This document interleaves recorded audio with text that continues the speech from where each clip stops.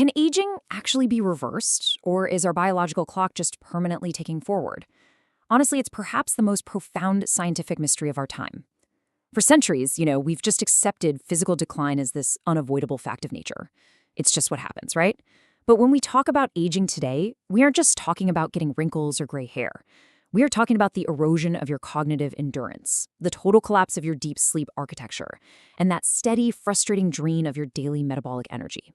But what if this relentless march of time is actually a highly regulated biological program? A program that we are finally learning exactly how to hack. Welcome to this explainer. Today, we're totally decoding the elite science of how and why the human body ages. We're going to look way past the superficial fixes and dive into a real masterclass on our biological blueprint. Because we have to view aging not as some isolated random process, but as a deeply interconnected systemic web. A web that directly impacts your brain health, your stress regulation, and your physical resilience every single day. We're exploring the systems that govern human lifespan, moving all the way from the rigid DNA code we inherit right up to the dynamic epigenetic software that responds to the choices you make every day. Okay, let's dive into the syllabus. We'll start with the heritability of lifespan, then move into protective longevity genes, explore the epigenetic clock, break down lifestyle and biological aging, and finally, look at the actual science of reversing cellular aging. So, Section 1. The heritability of lifespan. Exactly how much of this is determined by our DNA? Well, it's the classic age-old debate of nature versus nurture, right? When we see someone living vibrantly past 100 years old, we immediately want to know their secret. Is it their pristine diet and stress-free lifestyle? Or did they literally just win the genetic lottery? Now, historically, the scientific consensus argued that only about 20% of human lifespan was dictated by genetics. But a landmark 2026 study from the Weizmann Institute fundamentally rewrote the textbooks on this. By carefully factoring out extrinsic mortality, so things like accidents or acute infections, the researchers zeroed in entirely on intrinsic mortality. That's the natural biological decay of the body over time. And they discovered that the heritability of our intrinsic human lifespan is actually around 50%. I mean, that means half of the equation determining how long your biological systems hold up is written right into your DNA from day one.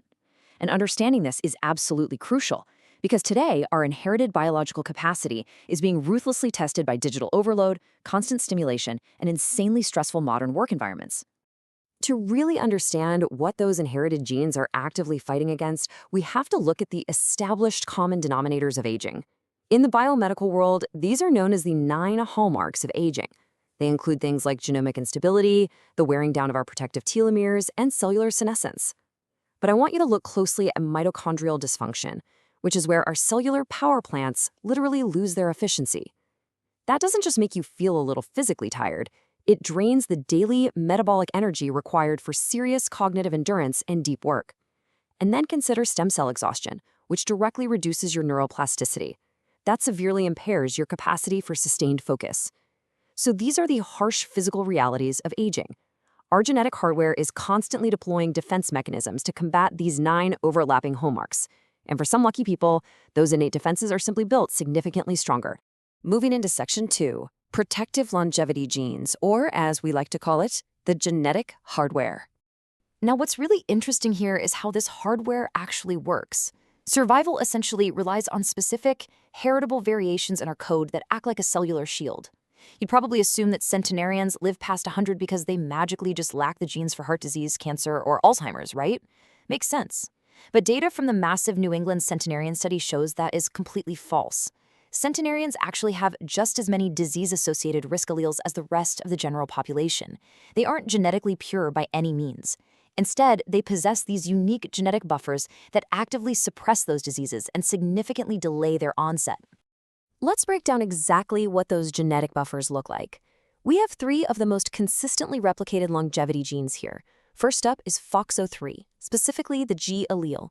This variant essentially supercharges cellular stress defense and protects individuals against cardiometabolic mortality. So even if a man has the genetic predisposition for heart disease or diabetes, possessing this FOXO3 variant allows him to achieve a lifespan basically equivalent to someone without the disease. Pretty amazing. Then we have the ApoE epsilon 2 allele, which severely reduces the risk of Alzheimer's and cardiovascular issues. And finally, the CETP variant, which increases protective HDL cholesterol particles and guards against cognitive decline. Now, this specific protection against cognitive decline is incredibly important. Why? Because it directly correlates to maintaining our lifelong attention networks and our daily capacity for deep, intense, focused work as we age. The discovery of these genetic buffers is a real game changer because they provide a literal roadmap for developing new medicines. For instance, studying that CETP variant in populations like Ashkenazi Jews has led the Alzheimer's Drug Discovery Foundation to heavily explore CETP inhibitors. The whole goal here is to mimic the protective effect of the longevity gene using a drug. This could help preserve what is known as white matter integrity in the brain. White matter is absolutely critical for high-speed neural communication and memory optimization. By protecting it therapeutically, we could potentially block the onset of Alzheimer's in the broader public and keep our cognitive networks firing perfectly well into our later years. And this brilliantly illustrates the massive divide between what we are born with and how we actually live. On one side, we have our genetic hardware, that static DNA code responsible for about 50% of our aging. But on the other side, we have the epigenetic software. This is the other 50%, and it is dynamic, it's highly malleable, and it dictates how our genetic code is actually expressed in the real world. This is where your daily choices, your micro-mental health habits, your sleep hygiene, your intuitive eating patterns, literally write code directly into your biology. Which brings us to Section 3, the epigenetic clock, measuring biological age. Okay, so this is the revolutionary science of measuring not how many calendar years you've been alive, but how old your biological systems actually are. Dr. Steve Horvath over at UCLA made a massive breakthrough when he develops the pan-tissue epigenetic clock. Here's how it works. As we age, chemical tags called methyl groups attach and detach from our DNA. This alters gene expression without changing the core DNA sequence itself. Now, these methyl groups don't just attach randomly. No, they are a direct biochemical response to environmental feedback, meaning everything from the food you digest to the daily stress you experience. Horvath discovered that this methylation pattern drifts in a highly predictable way across the human lifespan. So by measuring this biochemical footprint, scientists can look at a sample of almost any tissue in your body and estimate your true biological age to within just a few years. But you know, the science has evolved so rapidly that it goes way beyond just guessing your age. Second-generation clocks, which have slightly intense names like phenoage and grimage, look at the difference between your chronological age and your biological age. That gap is called age acceleration. And these advanced clocks mathematically prove that accelerated molecular aging is deeply tied to real-world disease onset. And it really highlights this deeply interconnected systemic cascade we've been talking about. Think about it. Accelerated molecular aging leads to chronic, low-grade inflammation. That inflammation directly disrupts your sleep architecture. And without deep sleep recovery, well, your cognitive endurance is ruined, your stress goes through the roof, and the biological clock ticks even faster. It's a massive feedback loop. Let's look at Section 4, Lifestyle and Biological Aging, Reprogramming the Software. So if we have this epigenetic software that predicts our decline, the big question is, how do our environment and our daily habits interface with it? Can we actually reprogram the software? The crucial point here is that our everyday choices leave a direct molecular footprint on our DNA methylation. Let's look at the data. A diet high in plants and fish supports the microbiome and the gut-brain axis, promoting intuitive eating and resulting in a modest deceleration of the epigenetic clock. You're literally slowing down time. But look at the negative systemic stressors. Severe sleep deprivation isn't just making you grumpy or tired, it is actively destroying your circadian biology, preventing vital cellular recovery mechanisms and driving significant age acceleration. Similarly, chronic stress disrupts your cortisol regulation, leaving a permanent, measurable epigenetic footprint on your cells that speeds up your biological aging. To put a really fine point on it, Dr. Horvath noted that while obesity speeds up the aging clock in your blood, the strongest effect is actually found in the liver. He states, obesity greatly accelerates the epigenetic age of liver tissue. This is a profound real-world application of how our modern environment impacts us. Things like ultra-processed foods, sedentary lifestyles, and constant information overload create profound metabolic dysfunction. And metabolic dysfunction doesn't just add a few pounds of weight. It physically and molecularly ages your internal organs at a terrifyingly accelerated rate. Finally, Section 5, Reversing Cellular Aging, the CERT6 Breakthrough. So, we know we can slow it down, but what if we could go beyond that? What if we could actually wind the clock backwards? This is the true frontier of biogerontology. Let's move to and see how this builds into the groundbreaking work out of Professor Chaim Cohen's lab regarding a specific protein called SIRT6. Inside our cells, our DNA is tightly packaged into a structure called chromatin. Step 1. As we age, this packaging naturally becomes loose and disorganized. Step 2. Because it's loose, chemical switches get stuck in the open position, accidentally turning on genes that cause massive, harmful inflammation. Step 3. Scientists step in and introduce higher levels of the SIRT6 protein.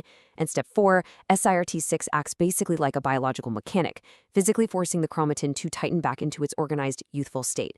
This cleanly shuts down those inflammatory genes, which in turn helps regulate the nervous system, lower systemic stress, and fiercely protect the brain. The therapeutic timeline for translating this SIRT6 research is honestly absolutely staggering. When Cohen's team activated SIRT6 in the livers of 24-month-old mice, which is roughly the equivalent of an 80-year-old human, it reverted a massive 80% of age-related chromatin changes. It didn't just stop aging, it actively reversed it at the molecular level. This success rapidly moved into the SLAB gene therapy trials for elderly dogs, which resulted in reduced physical frailty and superior overall survival.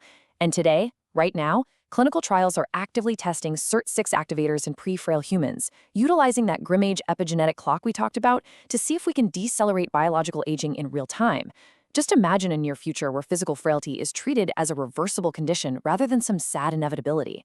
Professor Cohen actually refers to SIRT6 as the hidden language of longevity. We are actively transitioning from an era where aging was just seen as this passive, inevitable decay to an era where we understand the exact genetic and epigenetic codes governing our decline. So I'll leave you with this thought.